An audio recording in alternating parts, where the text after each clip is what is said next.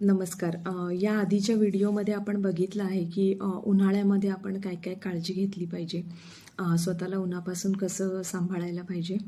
तर आजच्या व्हिडिओमध्ये मी तुम्हाला सांगेन की उन्हाळ्यामध्ये कोणत्या भाज्या ह्या आपण कमी खाव्यात किंवा नाही खाल्ल्यात तरी उत्तम. तर यामध्ये मी सगळ्यात प्रथम सांगेन ते म्हणजे लसूण. लसूण ही गरम असते. आपल्याला बऱ्याच जणांना आमटीमध्ये, भाजीमध्ये खूपच फोडणीला लसूण घालायची पद्धत असते. पण हे इतर सीझनमध्ये चांगलं आहे, पण उन्हाळ्यामध्ये लसूणचं प्रमाण हा थोडंसं कमी करावा.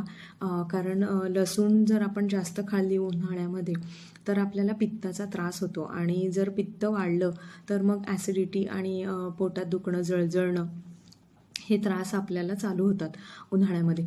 आणि त्यामुळे रक्तदोष पण होतो बऱ्याच जणांना आणि स्किन इचिंग चे प्रॉब्लेम पण होतात.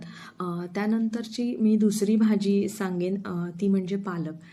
पालक म्हणाल तर ही खूप औषधी गुणधर्म आहेत पालक या भाजीमध्ये. पण इतर सीझनमध्ये पालक खाल्ला तर खूपच उपयुक्त आहे. पण उन्हाळ्यामध्ये हा पालक थोडासा आपण कमी प्रमाणात खावा. कारण पालकामध्ये ऑक्सॅलिक ॲसिड नावाचा एक पदार्थ असतो की ज्यामुळे आपल्या शरीरात कॅल्शियम ऑब्झर्प्शनचं प्रमाण हे कमी होतं आणि गरमीमध्ये आपल्याला कॅल्शियमची खूप गरज असते. त्यामुळे गरमीमध्ये पालक हा कमी खावा. त्यानंतर तिसरी जी भाजी मी सांगेन ती म्हणजे वांगं.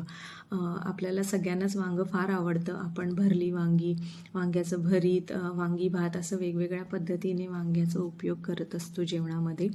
पण वांगं हे खूप गरम आहे, त्यामुळे उन्हाळ्यामध्ये वांगं हे कमी प्रमाणात खायला हवं. जर वांगं आपण उन्हाळ्यात जर जास्त खाल्लं तर त्यामुळे ॲसिडिटी, पित्त, गॅस असे बरेच प्रकारचे आजार आपल्याला निर्माण होतात.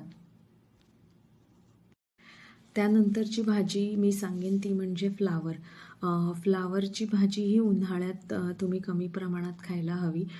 कारण फ्लावरची भाजी ही उन्हाळ्यात जर आपण खाल्ली तर त्यामुळे ॲसिडिटी, पित्त, गॅस यासारखे आपल्याला त्रास होतात.